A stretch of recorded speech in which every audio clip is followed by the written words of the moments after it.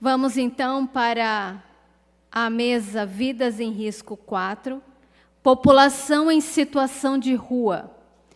O mediador é o professor Diego Lopes Costa, professor universitário de Relações Internacionais da Univale, mestre em Gestão de Políticas Públicas, ativista de direitos humanos e articulador da reestruturação do Centro de Direitos Humanos de Itajaí em 2020, membro do CIAMP de Itajaí e conselheiro do Conselho Estadual de Direitos Humanos.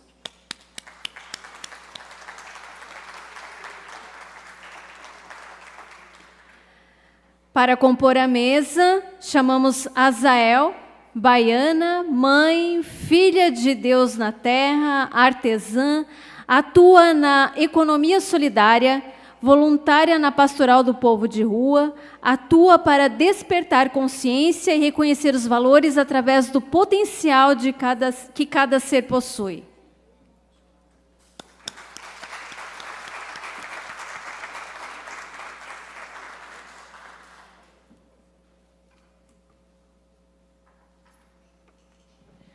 Então, uma boa noite a todas as pessoas que estão aqui presentes, que permaneceram aqui, continuaram forte até esse momento, desde cedo.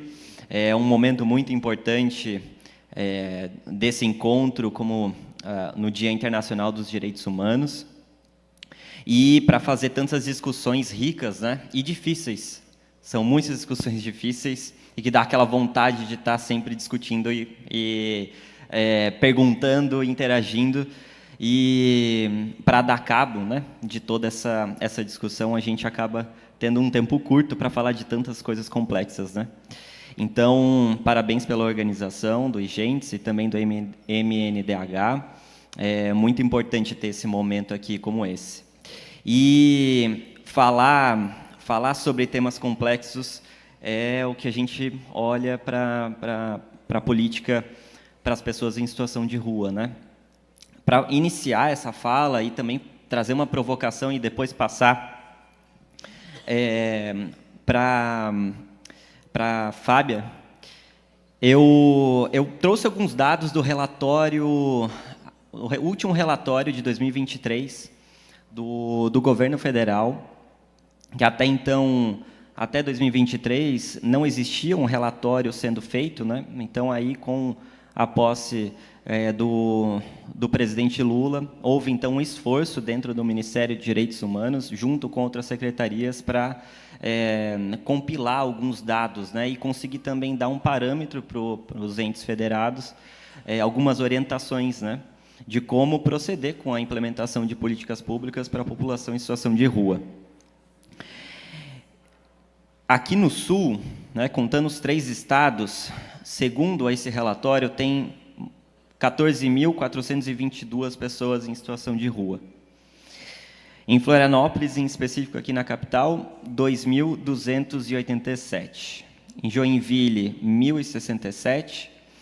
Em Itajaí, em terceiro lugar, 581. Blumenau e depois Balneário Camboriú com 400. Mas a gente sabe, quem está acompanhando as políticas para a população em situação de rua, sabe que esses dados são subnotificados. Existe, só no CadÚnico, que antes, preparando a minha fala, consultei uma das assistentes sociais parceiras ali em Itajaí, para contrastar com esse dado aqui de Itajaí, né? Só do CadÚnico tem mais de 600 pessoas cadastradas ali em situação de rua, né? Então, existe uma subnotificação bem grande, né, das pessoas que acessam ou não acessam os equipamentos, né, de acolhimento. E aí, se a gente faz um recorte também, né, de raça e de gênero, a gente percebe que 51% das pessoas são pardas e 17% são pretas. E 80%, mais de 80% são adultos e mais de 80% também são homens. Mas tem uma tendência, né, de mulheres, crianças, adolescentes também em situação de rua. Além disso, a gente também tem uma particularidade nesses últimos anos, de famílias de imigrantes, né? Em Itajaí, em específico, como eu tenho um acompanhamento lá, um monitoramento pelo Centro de Direitos Humanos de Itajaí, famílias, ora ou haitianas, que tem uma pequena porcentagem, mas famílias venezuelanas, a gente tem percebido um aumento bem grande. E o que a gente se depara com esses dados, né, é que existe dois tipos de concepções sobre a população em situação de rua, sobre a política nacional, que podia ser, né, política nacional ser uma implementação e ponto, né, mas a gente precisa travar essa luta o tempo inteiro para que a concepção humanitária de direitos humanos ela seja respeitada. Porque o que a gente vê é uma gestão que só olha para a questão de segurança. A pessoa que está em situação de rua é como uma ameaça à estabilidade de uma sociedade ou de uma comunidade. E aí é como se permitisse isso, violações dos seus direitos incessantemente todos os dias.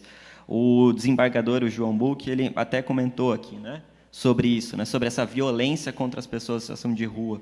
Lá em Itajaí, no ano passado, nós acompanhamos um caso de que, talvez vocês tenham escutado, que 7 viaturas da Polícia Militar, as 7 que estão disponíveis na cidade de Itajaí, escoltaram, bem entre aspas, né, que na verdade foi uma expulsão. Eles expulsaram mais de 40 pessoas em situação de rua da cidade, caminhando 8 quilômetros até o outro município.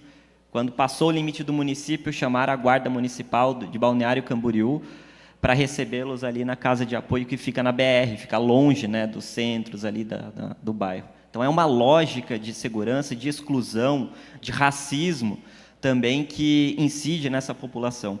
Então, eu finalizo a minha fala nesse sentido, assim, né, como um ativista de direitos humanos dentro do CIAMP, assim, travando, né, a batalha ali como aliado no CIAMP, que é muito difícil enfrentar isso, enfrentar um governo que busca esvaziar todas essas políticas, né, de assistência social, de saúde, de acesso à educação, à cultura, a lazer. Essas pessoas, na verdade, o tempo inteiro estão sofrendo esses ataques, né? E é muito importante que os movimentos, os coletivos e os grupos se organizem para fazer essa defesa da população em situação de rua e a implementação da política, né? Então, encerrando a minha fala, eu agradeço a oportunidade de estar fazendo essa mediação e já passo a palavra à Fábia. Muito obrigado.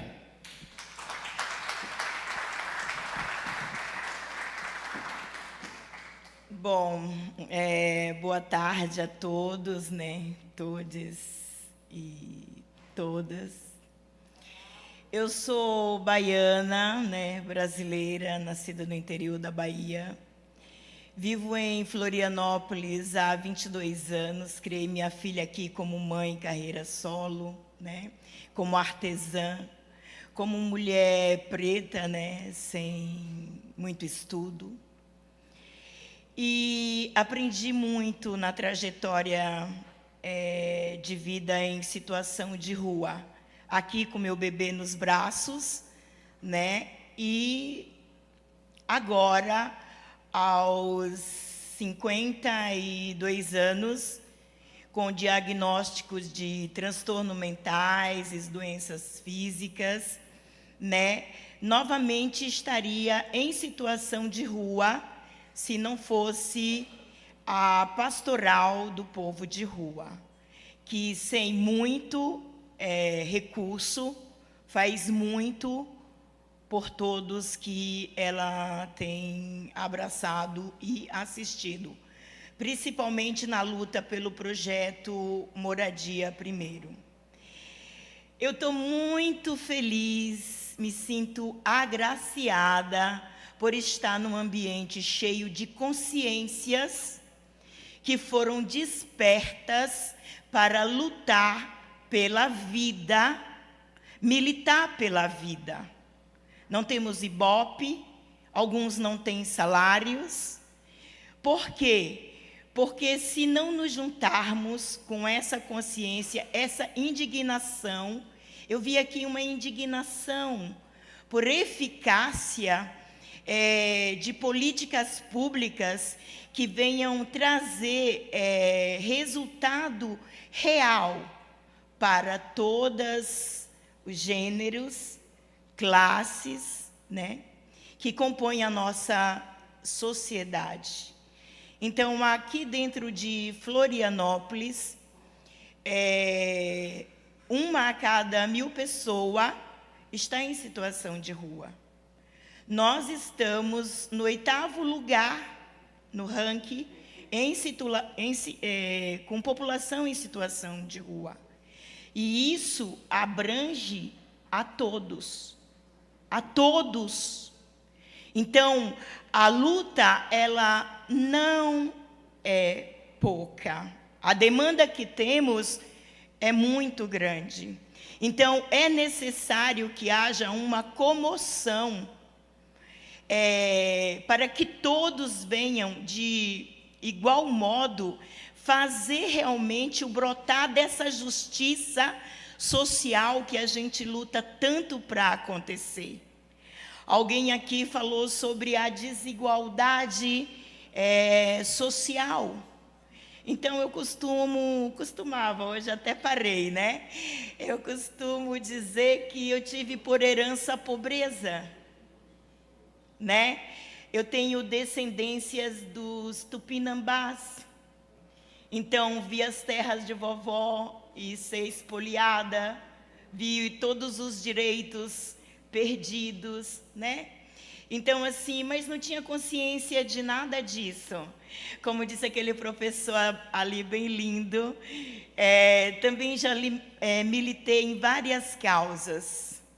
Hoje, eu entendo que aqui estamos várias frentes, várias consciências que foram levantadas para ser a voz, as pernas, os braços daqueles que não conseguem chegar, para podermos receber o tão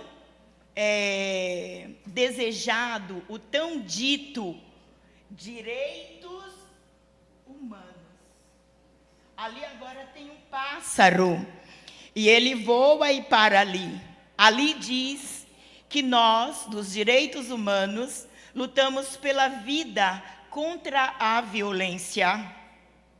Violência da fome, violência do preconceito, violência contra todas as formas de violência que tem acometido sobre todos os que estão em vulnerabilidade.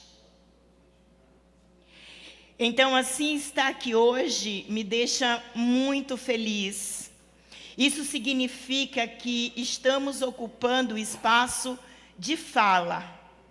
E, como disse a colega que me deixou bastante à vontade, estamos em casa, porque estamos lutando todos por uma só causa, ou seja, um Brasil melhor, uma nação justa, sem fome, sem desigualdade, sem preconceitos, onde os nossos gestores públicos, eles tenham o interesse de estudar e investir em soluções para que tenhamos os tão direitos humanos garantidos na Constituição, nossa Constituição brasileira, como realmente plenitude de vida.